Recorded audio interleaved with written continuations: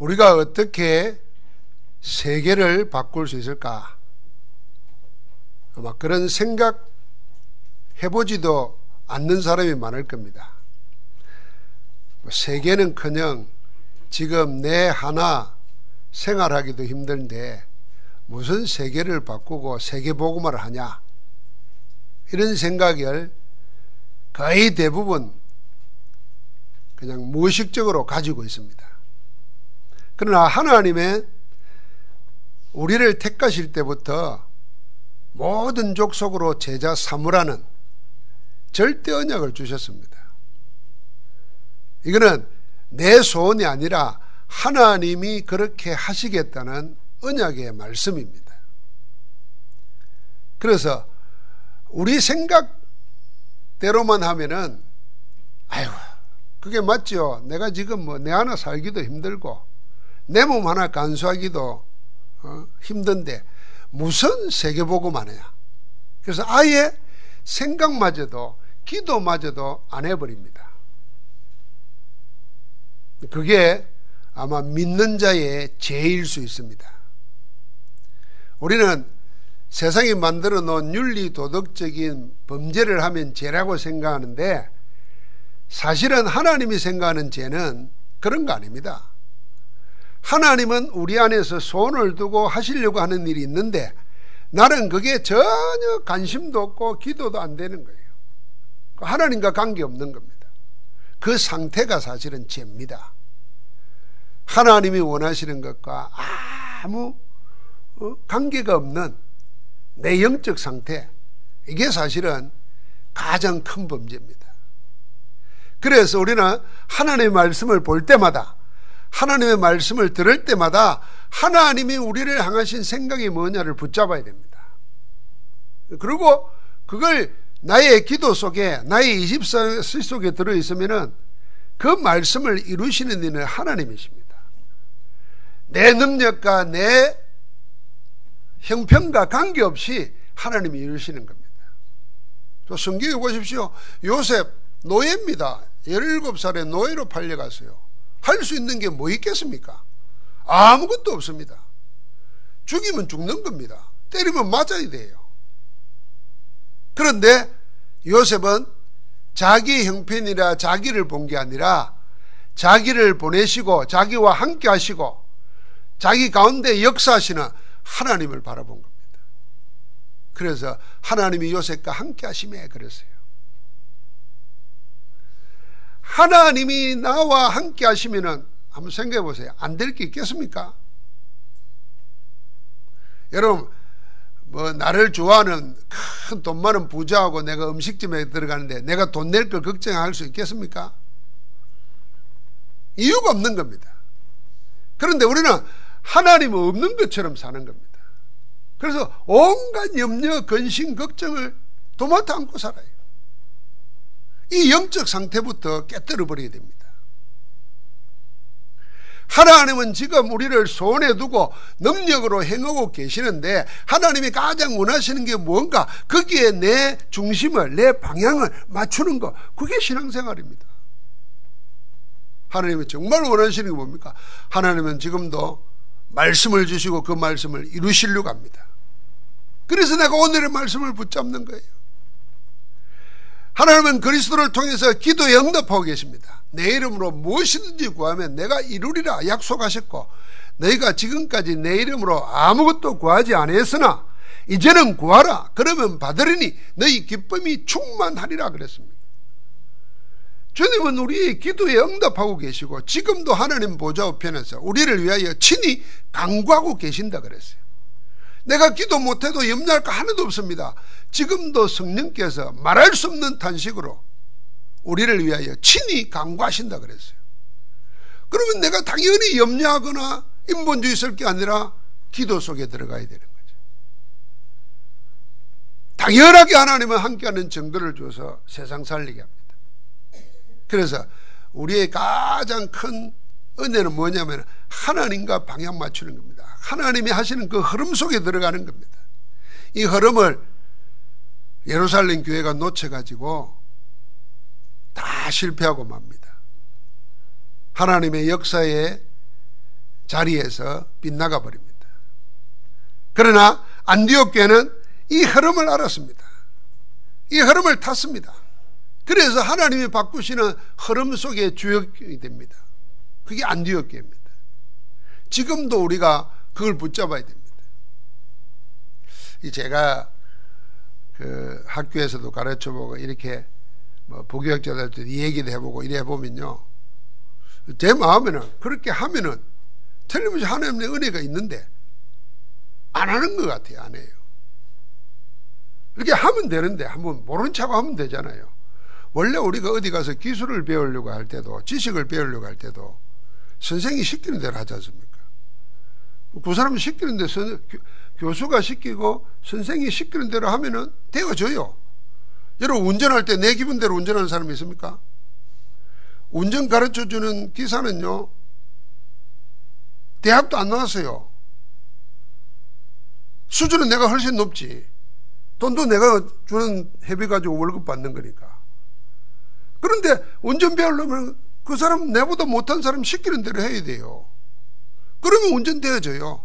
야, 저 사람 나보다 못해. 내가 저런 사람한테 뭐 가르침 받겠어. 이래가지고 기분대로 몰고 나갔다는 그날로 사고 나가지고 죽는 거예요. 영적인 것도 마찬가지입니다. 하나님이 성경을 통해서 어떻게 응답받았는가는 증인들이 수도 없이 성경에 있고 2000년 교회사 역사에 그 응답의 주역들이 계속 나타나 있고 지금 우리가 그 응답이 있는데 왜 그걸 안 하는 말이죠. 이게 내 영적 상태가, 이게 창세기 3장이 내가 아직 붙잡혀 있구나. 왜 시키는 대로가 아닙니다. 왜 응답받은 증인들대로 내가 못 따라갈까? 이게 내 속에 있는 하나님의 것을 거역하는 교만이고 이 교만이 죄라는 거 알아야 됩니다. 그래서 아무것도 묻지 말고 바울은 디모데보고 뭐라 그러냐면 내가 네게 말하고 보고 듣고 행한 바를 해라 그랬습니다. 그래야 하면은 하나님의 평강이 내게 이를 것이다 그랬어요. 디모데는 그대로 했어요. 그래서 디모데는 참 제자로 서게 됩니다. 여러분, 내가 오늘 이걸 놓쳐버리면 다른 게 아무것도 안 됩니다. 그래서 이 안 되는 이 자꾸 하나님의 말씀과 하나님의 인도를 받으면 되는데 내 속에서 자꾸 알면서도 안 되는 그게 예틀이란 거 알아야 됩니다. 그걸 뭐 우리는 습관이라 그러고 각인뿌리 체질이 다른 걸로 되어 있다 그러고 아니면은 내가 게으르다 그러고 많은 것을 이야기하지만은 결국은 뭐냐 하면은 그게 예틀입니다. 하나님의 역사와 축복과 응답을 받을 수 있는 것을 가로막고 있는 예틀이라는 거예요. 어쩌면 이게 내 인격이 되어 있는지도 몰라요.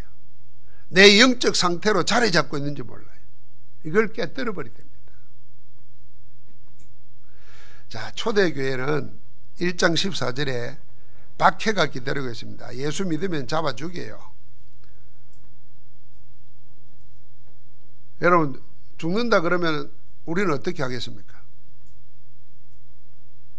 그 전에 손해본다 생각하면 어떻게 하겠습니까?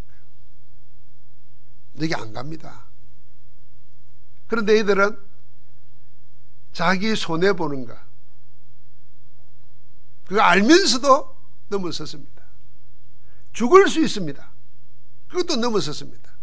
참 이렇게 생각하면은 지금 우리 신앙생활은 사실 신앙이 아닙니다. 성경에 이 마가다락방에 모인 사람들 한번 보십시오. 손해본다는데 뻔한 거잖아요. 손해볼 수밖에 없어요. 잡혀가지고 매버질 수 있고 죽음 당할 수 있어요. 재산 다 몰수당할 수 있어요. 일가족이 다 죽을 수 있어요. 그런 생각을 하면은 우리는 정말 부끄러운 것밖에 없어요. 우리는 뭐 몸만 조금 아파도 핑계대고 내 기분 조금만 안 맞춰줘도 안 하고 우리는 정말 하나님이 함께하는 신앙 속에 들어가 보지도 발도 못 들어날 수도 있어요. 그런데 이들은 왜 어쩔 수 있겠냐? 하나님이 지금 뭐 하시는가는 시간표를 안 겁니다. 그래서 예틀을 벗어나 버린 겁니다. 그전에 내 이익, 그전에 내 목숨, 내 자리 이렇게 하고 살았지만은 이제는 하나님의 언약 성취 속에 내가 들어가야 되겠다. 40일 감람산에 있으면서 그걸 받았잖아요. 그래서 내려와서 전혀 기도했던 겁니다. 이 예틀을 깨는데 하나님은 이 사람들을 붙잡고 세계복음을 한 겁니다. 여러분, 내가 지금 여러 가지 이유되고 핑계대는 거, 그게 정말 하나님의 역사를 막을 만한 힘이 있는가? 없습니다. 그래서 깨뜨려버리고 버리면 됩니다. 오늘 우리는 그 언약을 붙잡아야 됩니다. 그래서 이 초대교회는 틀을 다 깨버렸습니다. 어떤 틀? 예틀을 깨버렸습니다. 그 시작은 뭡니까? 초대교회는 유대인의 틀을 깨버렸습니다. 그게 준비 캠프입니다. 어떤 일을 하기 전에 먼저 예틀을 다 깨버린 거예요. 그게 틀을 깨는 새 틀을 갖추는 시작입니다. 마태복음 28장 1절부터 20절에는 예수 그리스도가 고난을 당하시고 죽임을 당하시고 부활하신 사건이 나옵니다. 그 사건을 사도들은 다 겁이 나서 아무도 못 오는데 막달 마리아와 다른 마리아 여자 둘이가 무덤에 올라갑니다. 새벽에. 그때 천사의 말을 들었습니다. 죽은 시신 예수는 만나지 못했지만은, 찾지 못했지만은 천사가 말했습니다. 그는 여기 계시지 않고 살아나셨나니라. 이렇게 말할 때 그냥 살아났다 아니고 말씀하신 대로 살아났다는 거예요. 지금까지 유대교의 입장에서 볼 때는 말씀보다도 전통, 말씀보다도 간섭, 여기에 각 사로잡혀 있었습니다. 그래서 늘 살아온 대로 해온 대로 했어요. 그런데 하나님의 천사가 들려준 건 뭐냐면은 말씀하신 대로 살아났다는 거예요. 말씀을 붙잡은 겁니다. 그래서 유대인의 틀을 확 넘어선 겁니다. 지금도 여러분과 나는 안 된다고 생각하는가, 절대로 불가능하고 생각하는가, 하나님의 말씀이 역사하면 다 되어집니다. 그래서 나를 어떻게 해요? 말씀 속으로 이끌고 가야 됩니다. 그리고 성경 말씀에 누구든지 주의 이름을 부르는 자는 구원을 얻으리라 그랬지 않습니까? 러시아 혁명이 일어나기 전에 러시아 문학의 3대 문학의 대표적인 게 톨스토이가 쓴 제아볼이 있고 도스토옙스키가 쓴 백치가 있고 또 하나는 무명의 사람이 쓴 기도라는 책이 있어요. 예수의 기도. 알려져 있지도 않아요. 저자 이름도 없어요. 그런데 이 사람은 그게 러시아 혁명 이전에 러시아 문학의 3대에 속하는 거예요. 이 사람이 어느 날 예배드리다가 성경을 이렇게 봉독해 주는데 데살로니가전서 5장 17절 항상 기뻐하라, 쉬지 말고 기도하라, 범사에 감사하라. 이것이 그리스도 예수 안에서 너희를 향하신 하나님의 뜻이니라. 이 말씀을 들었어요. 그런데 그 중에 뭐가 탁 자기 마음에 탁 박혔냐면 쉬지 말고 기도하라 이거였어요. 쉬지 말고 기도하라. 그래서 자기가 성경을 찾아서 봤어요.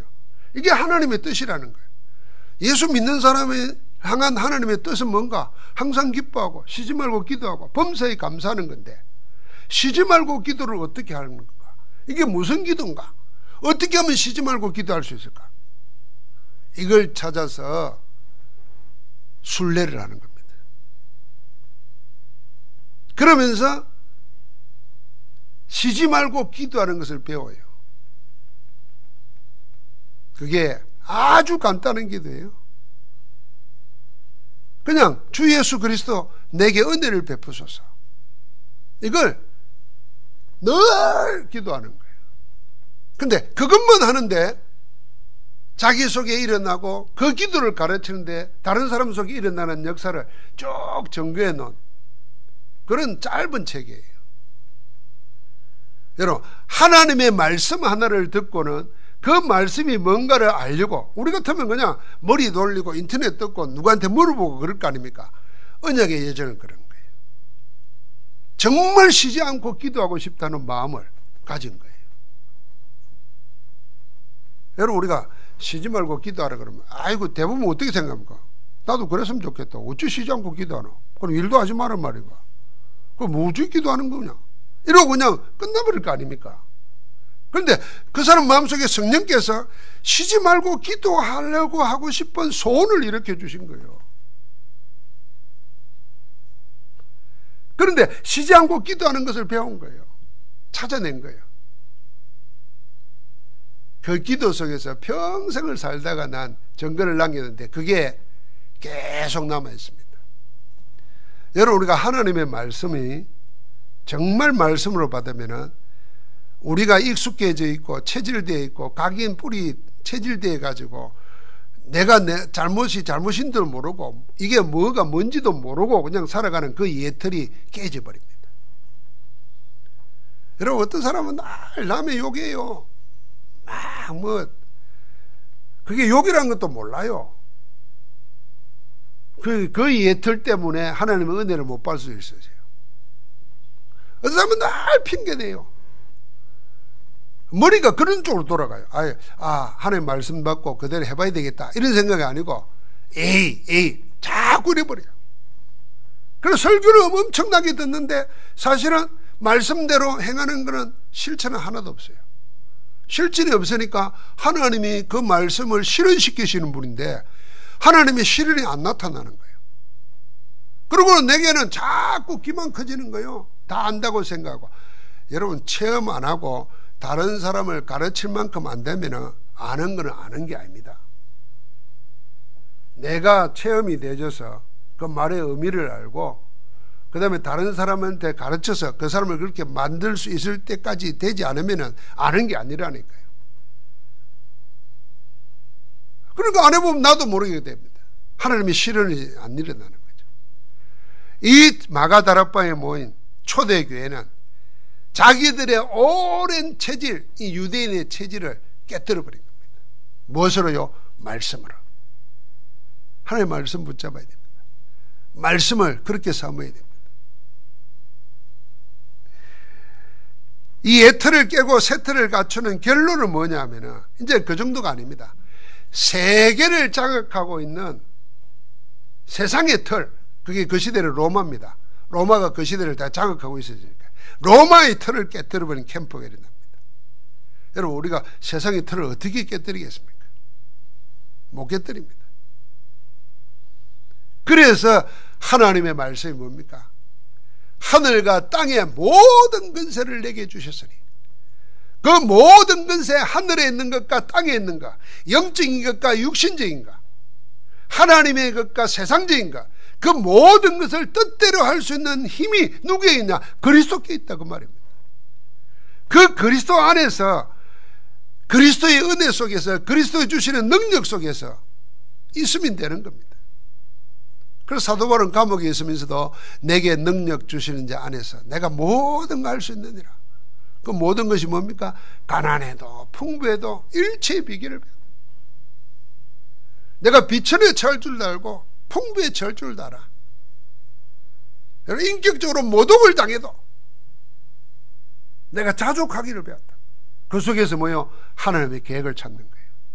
그 속에서 뭘 찾아요? 하나님이 하시고자 하는 여정을 아는 거예요. 하나님의 목표를 붙잡는 거예요. 그러니까 흔들리지 않는 겁니다. 그래서 내게 능력 주시는 자에서 내가 모든 걸 할 수 있느냐. 여러분, 복음의 능력을 누리면 이 말이 사실입니다. 일이 안 되면 우리가 복음의 능력을 못 누리겠는 겁니다. 그래서 병들면 믿음도 떠나버리고 오히려 또 건강하면 예배도 간둬버리고 날씨 따라서 요랬다 저랬다 다 얽어매여 있어요. 자족이 없어요. 일체의 비결이 없어요. 세상은 그렇게 가르쳤어요. 사회적인 동물이다. 환경의 지배를 받는다. 그건 세상 이야기예요. 하나님의 말씀은 그리 안 해요. 환경을 넘어서는 거고 환경을 이끌어가는 거지 환경에 묶이는 거 그건 신앙이 아닙니다. 그거는 불신자가 많은 거, 하나님 없는 사람들은 세상 따라가야 돼요. 세상에 끌려가야 돼요. 그럼 우리는 그걸 넘어서는 거예요. 그래서 내게 능력 주는 자는 내가 모든 걸 할 수 있는 이 그리스도의 능력, 하늘과 땅의 모든 권세 가진 그분이 우리와 세상 끝날까지 함께 한다 그랬어요. 그래서 세상 끝날까지 함께 하시는 그리스도 이름으로 모든 족속 제자 삼는 겁니다. 이게 세상의 틀을 뛰어넘는 겁니다. 여러분, 우리는 사람 미워하지 말아야 됩니다. 내하고 정치적인 견해가 달라도 미워할 필요가 없고, 우리가 일본 사람, 북한 사람 미워할 이유가 없습니다. 뭐 어떤 목사가 저 강화문 집회하는 데 가가지고 뭐 인기 썼다가 됐더만요. 원수는 사랑하되 적은 죽여도 된다고 이래가지고 뭐 난리가 났어요, 목사가. 그 목사가 어떻게 죽이라고 말하는 말을 하냐니까 또 거기에 대해서 변명을 하더만요. 원수는 사랑하라 그랬지만 적은 죽이라는 거예요. 참네. 여러분 어찌 생각합니까? 그래 이 말하더라고. 그럼 전쟁이 나서 쳐들어오는데 그러면 죽여야지, 죽을 거냐 이러더라고요. 그렇게 일어나지도 않는 일을 가상해가지고 극단적으로 얘기하면은, 여러분, 내가 그럼 예수님처럼 오른쪽 때리거든 왼쪽 돌려대고 뭐 원수를 위해서 기도하고, 그 원수하고 적하고 난 뭐가 다른지 모르겠어요. 오히려 적보다도 더 센 말이 원수 아닙니까? 적하고는 동지가 될 수 있어요. 어제의 적이 오늘의 동지가 될 수 있지만 원수는 그게 아니잖아요. 근데 이상하죠? 그런 말을 들으면은요, 사람들이 다 넘어가 버립니다. 속지 말아야 됩니다. 여러분, 하나님은 원래 모든 인종을 다 하나님의 백성이에요. 그러니까 여러분, 저는 예틀 깼어요. 옛날에 복음전도 알기 전까지는 일본 사람이 아니었어요. 일본 놈이었지. 그게 제 표준말이었어요. 그래서 일본 그러면 괜히 입에 힘줘가지고 일본 새끼들, 일본 놈들 이랬다니까. 그럼 뭔 전도하겠어요, 그 사람들? 어떤 면에서 인간적으로 보면요, 일본 사람들이 훨씬 뭐 속은 어떻든지 간에 굉장히 세련되고 선합니다. 우리처럼 턱 부딪혀 가면서 째려보고 이래 안 한다니까요. 항상 스미마셍 하고 미안하다 그러고 그러지. 그래서 가면요, 엘리베이터 가면 자리 먼저 비켜주지. 우리처럼 기다리고 있는 사람들 놔두고 쑥 먼저 들어가고 이러질 않아요. 그런데 우리도 모르게 그냥 세상이 만들어 놓은 틀에 딱 갇혀 있다니까요. 그래서 미워하고 욕하고 그러는 동안에 우리는 하나님이 주신 은혜 다 쏟아버리는 겁니다. 사단 마귀에게 잡히면 아무리 선한 사람도 살인할 수 있어요. 하나님의 성령에 잡히면 타고나기를 악질로 태어나도 의인으로 바뀌어진다니까요. 사단 마귀냐 하나님의 성령이냐 거기에 따라서 다른 건데, 우리는 눈에 보이지 않는 그건 다 무시해버리고 그냥 세상이 둘러 씌워놓은 그걸 가지고 세상식으로 합니다. 이건 신앙 아닙니다. 세상이 그래요. 내가 타고난 유대인의 틀이 있는가 하면은 세상에 돌아가는 시스템 틀이 있잖아요. 그걸 깨는 것은 다른 길 없습니다. 하나님의 말씀과 그리스도의 능력밖에 없어요. 이 능력은 끝이 없습니다. 그래서 이 능력 속에 들어가면은 나도 모르는 내가 있다니까요. 나도 모르는 내 능력이 내 안에 있다니까요. 그게 하나님 우리와 함께 하시는 거예요. 그래서 뭐든 갈 수 있어요. 여러분과 내가 알고 있는 그 사람, 그건 아닐 수도 있습니다. 하나님의 능력 속에 놓는다니까요. 그러니까 요셉이 고백한 게 그거 아닙니까? 하나님이 답을 주실 겁니다. 이래가지고 자기가 꿈 해석한다 그래 안 했어요. 그 정도 되면은요, 요셉은 꿈을 꿨고 꿈 해석했고 꿈 해석한 대로 노예로 있을 때 그 보디발 집안을 일으켰고 감옥에 들어가서 꿈 해석 잘해가지고 죽을 자가 누구고 살 자가 누군지 알아맞혔으면은 어느 정도 전문가잖아요. 그럼 왕에게 가서도 그렇게 말할 수 있어요. 그런데 뭐라 그랬습니까? 하나님이 왕에게 선한 답을 주실 겁니다. 하나님이 한다 그랬어요. 나중에는 형들 앞에 가서도 그랬잖아요. 당신이 나를 판 것 때문에 두려워하지 말라. 하나님이 우리를 구원하시려고 나를 당신들 앞서 먼저 보내셨나이다. 하나님이 다 하셨다는 거예요. 여러분, 하나님이 함께 하시고 하나님이 은혜 주시면은 여러분과 나는 못한다, 안 된다 하는 거 하나님이 그런 날을 하게 하실 줄 믿습니다. 그래서 절대 불가능한 것은 절대 가능의 역사가 일어나는 겁니다. 그게 그리스도의 능력이에요. 그래서 우리는 포기하지 말아야 됩니다. 낙심하지 말아야 됩니다. 그래서 우리는 우리 마음대로 주저앉아 있으면 안 돼요. 하나님 은혜를 주옵소서. 하늘과 땅의 모든 근세 가진 주님이 지금 나와 함께 하시는데 하나님이 내 안에서 지금 역사하여 주옵소서. 기도해야 돼요. 초대교회 제자들은 이 틀을 다 어떻게 깨뜨렸습니까? 부활하신 주님과 함께 40일을 있는 가운데 완전 해답내 버렸습니다. 그래서 마음을 같이하여 오로지 기도에 힘썼습니다. 오늘 여러분과 나는 옛 틀만 깨뜨리고 복음 안에서 말씀과 그리스도의 능력과 함께하는 성령의 능력 속에 새 틀을 누리면은 모든 것이 전부 다 하나님의 뜻을 이루는 여정 속에 있습니다. 그래서 우리가 어떤 일을 만날 때 그냥 주어진 건 아무것도 없습니다. 하나님의 절대 계획이 있습니다. 하나님이 하시고자 하는 계획이 있어요. 그래서 우리가 문제 당할 때 당황하지 말아야 됩니다. 어려운 일 당할 때 당황하지 말아야 됩니다. 하나님의 계획이 뭐지? 자, 불신자는 어려운 일 당하면 왜 이런 일이 생기지? 재수가 없니? 뭐 전생에 죄를 지었니? 뭐 저 사람이 잘못했니? 이러잖아요. 우리는 뭐 해야 되죠? 하나님이 알고 계세요. 그럼 왜 이런 일을 하나님 허락하셨지? 그럼 무슨 계획이 있지? 그게 절대 계획입니다. 만약에 그걸 찾아내면 하나님은 그 계획을 내가 이루는 게 아니라 나를 통해서 이루는 게 아니라 나를 붙잡고 하나님이 이루십니다.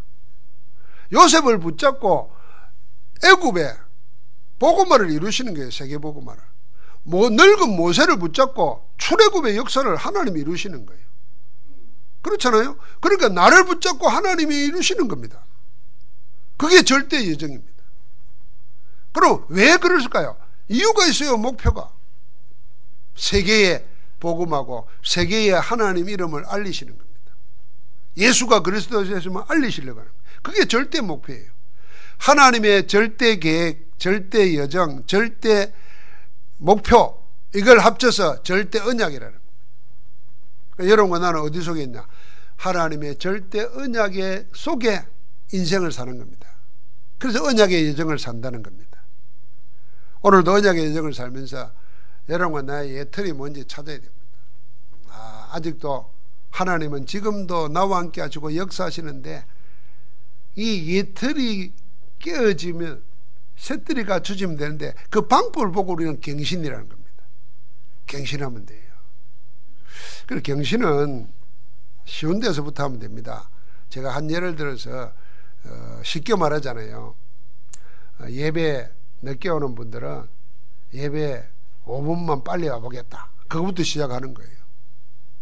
그러면서 내게 주는 하나님의 은혜, 뭐 이게 은혜라는 말이 어려우면 그때 느껴지는 감정, 기분, 그것만 한번 살펴보라니까요. 늦게 왔을 때하고 일찍 왔을 때하고 내가 느끼는 감정, 그것만 살펴보라니까요. 마찬가지야. 예배 앞에 들으면서 메시지를 적어가면서 집중하는 거하고 그냥 딴짓하면서 집중하는 거하고 뒤에서 이거저거 생각하면서 하는 거하고 뭐가 다른가? 그냥 은혜라고 생각하지 말고 그냥 느낌, 자기 느낌만 한번 생각해 보라니까요. 전혀 다릅니다. 뒤에 앉아서 들으면요, 앞에 사람들이 누군가, 머리 이리 움직이는 것도 저 사람 왜 저런가, 이게 다 보이니까 내 은혜 받는 데 지장돼요. 그러니까 나는 할 수 있으면 앞에 앉으려고 그럽니다. 메신저하고 내하고 중간 사이에 아무도 안 끼도록. 그건 내가 내 틀을 깨는 거예요. 우리가 작은 틀 하나를 삶 속에서 이렇게 깨뜨려 가는데 그 하나를 하나님은 아신다는 거예요. 여러분 메시지 적어 놓잖아요. 적고 집에 가서 오늘 내가 받은 은혜가 뭐지?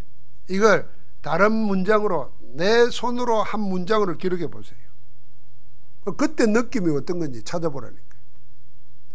이걸 가지고 계속 묵상한다 생각해보세요. 다릅니다. 그게 갱신이에요. 옛 틀을 깨고 새 틀을 갖추는데 그 방법을 보고 갱신이라는 겁니다. 그 갱신은 내 생각도 해야 되지만 내가 움직이는 삶 속에서 시작해야 됩니다. 누구든지 그리스도 예수 안에 있으면 새로운 피조물이라. 이전 것은 지나갔으니 보라 새 것이 되었도다. 새 은혜를 누리기를 주의 이름으로 축복합니다. 하나님 감사합니다. 옛 틀을 깨고 언약의 새 틀을 갖추고 그 새 틀 속에 하나님이 하시는 역사를 노래하며 감사 찬양하며 사는 정인되게 하옵소서. 우리 속에 하나님의 말씀과 성령의 인도를 거역하는 이 악한 마음을, 이 굳어진 마음을, 이 돌짝밭과 같은 마음을 주의 성령께서 완전히 옥토가 되도록 지금 역사하여 주옵소서. 그리스도 예수 이름으로 기도하옵나이다. 아멘.